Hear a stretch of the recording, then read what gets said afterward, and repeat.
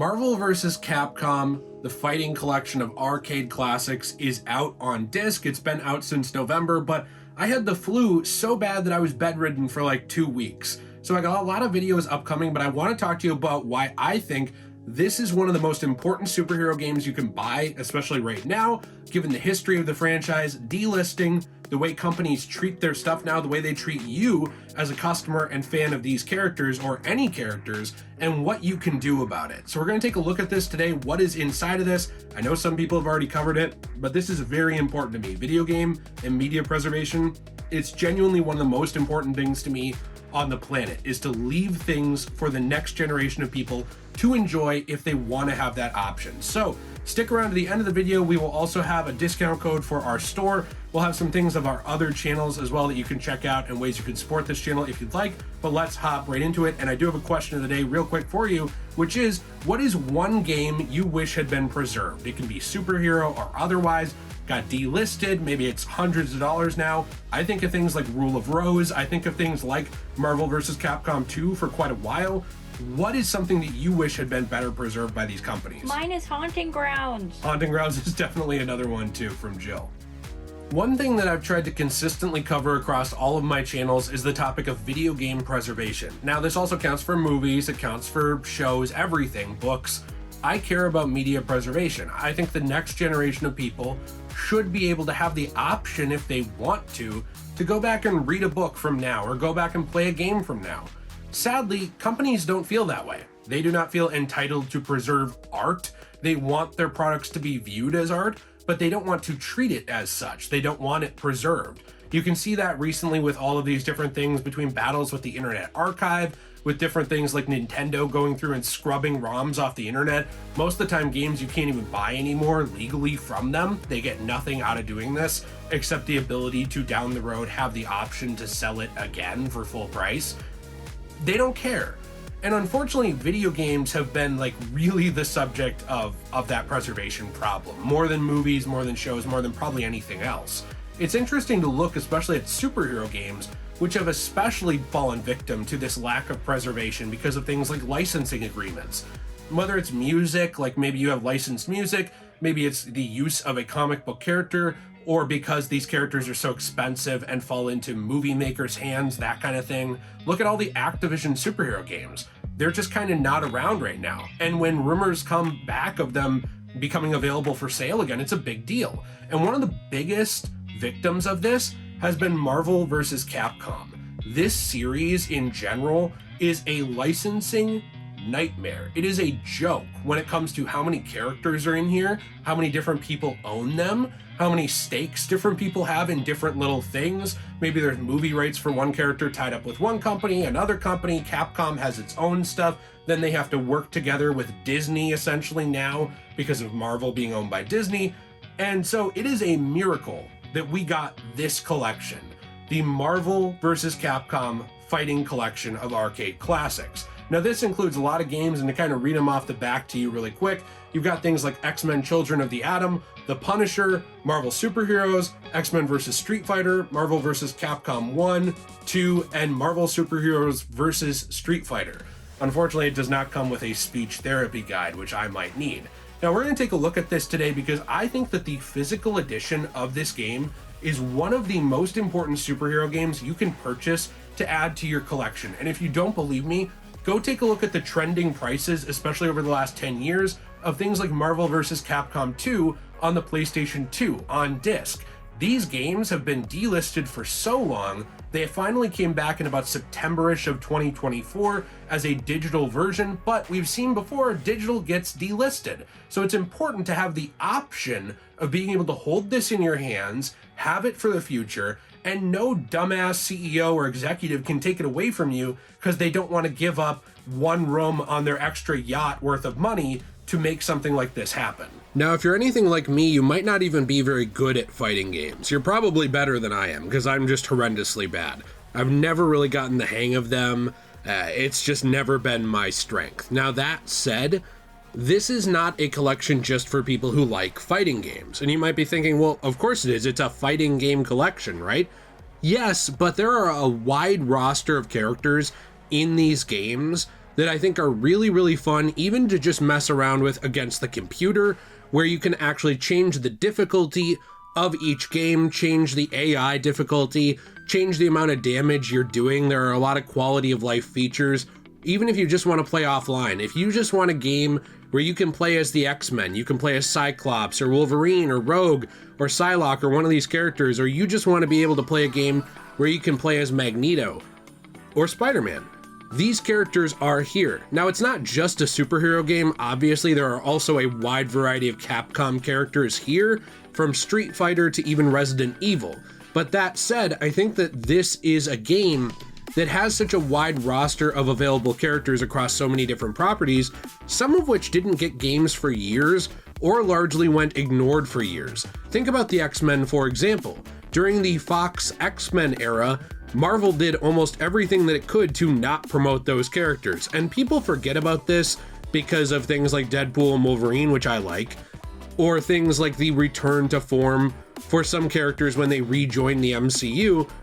But there was a time where Marvel was really damn petty, where it seemed like pretty much anything that the X-Men should have been included in or could have been included in, they weren't.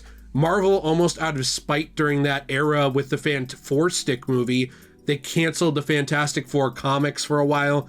Basically, Marvel was not above playing hardball, essentially, to get their movie rights back. And because of that, video games, comic books, and other media that some of these characters were in heavily suffered from those decisions. And the reason I point this out is because everything kind of comes and goes in cycles, even things like Marvel vs. Capcom. These games, or at least some of them, had come back in limited formats before, things like arcade one-up machines, if you wanted to buy an entire arcade cabinet. Now, yes, you could emulate the games, for sure, but I'm just talking about ways that the company allowed you to actually purchase it. They were not plentiful. They were pretty niche. Even things like Marvel vs. Capcom 2, it appeared for a while on digital storefronts, and then it was again delisted with licensing issues.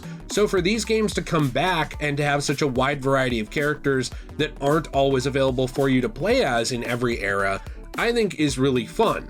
Now, the games also come with a huge variety of extras that I wasn't actually expecting there to be this much of. Things like design documents, which I do wish were translatable. They're mostly in some are in English, but a lot are in Japanese. I suppose you could just take a picture of it and translate it, but at the end of the day, that was one disappointment I had. But there's tons of concept art, tons of design documents, tons of different things like that, promotional flyers, official art that was collected in this collection digitally on disc, I should say, or digitally if you buy it that way, that you might not necessarily be able to easily find online. Some of this art, especially from this era of gaming, is not plentiful. It's not always easy to find or come across because a lot of it got thrown out. You have to remember that preservation of media, it was never really a push at all, actually, until I would say the 90s to 2000s, when people started noticing things disappearing when it comes to movies, games, etc. Think back then, there was even an era where Disney would vault their movies and would only print them during select eras, and if you wanted to get a VHS of a movie and you missed it, resellers would sell them for hundreds of dollars. That was an era, I know, before some of the audience who even watches this channel was born, but it was an era I lived in, where if you missed out, you missed out. Now, the promise of the digital era and the promise of discs and all these different things was that you never really had to miss out, because things were forever. There was no reason that a game wouldn't be purchasable in 10 years, because it could easily be backed up. But unfortunately, that's not the world we live in, and that's one of the main reasons why I think these games are so important. I could get into the technical aspects of certain things that I do understand about them, but really, I'm not the best fighting game expert.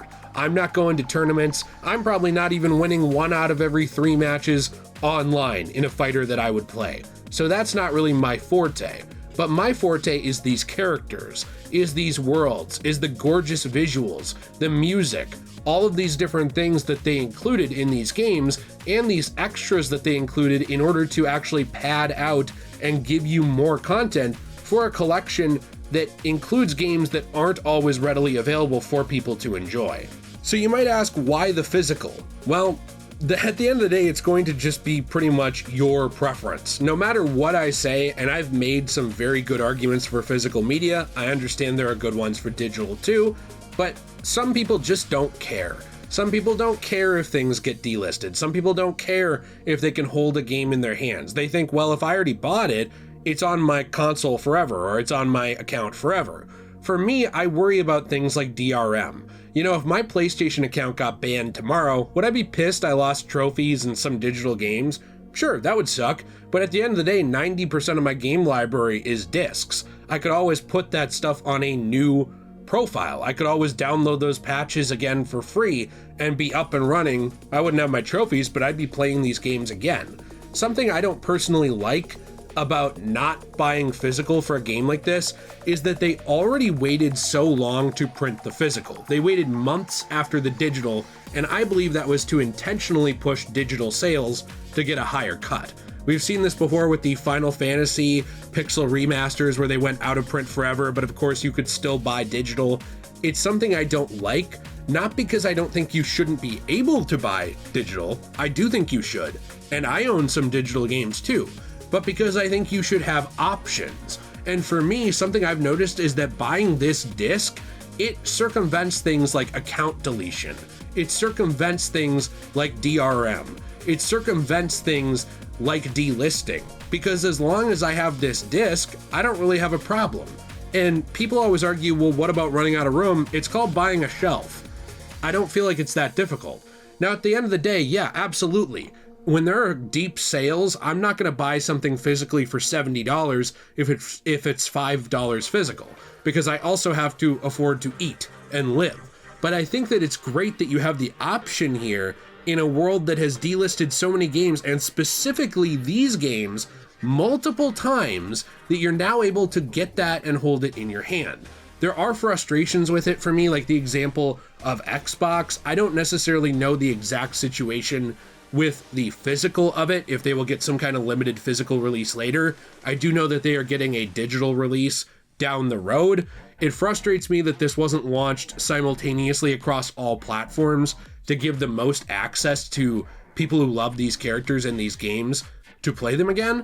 But I am glad that they are available and back, and I really do think it's worth your time. It goes to show that you support this series if you ever want to see more of it. It goes to show that you support the characters that are in here.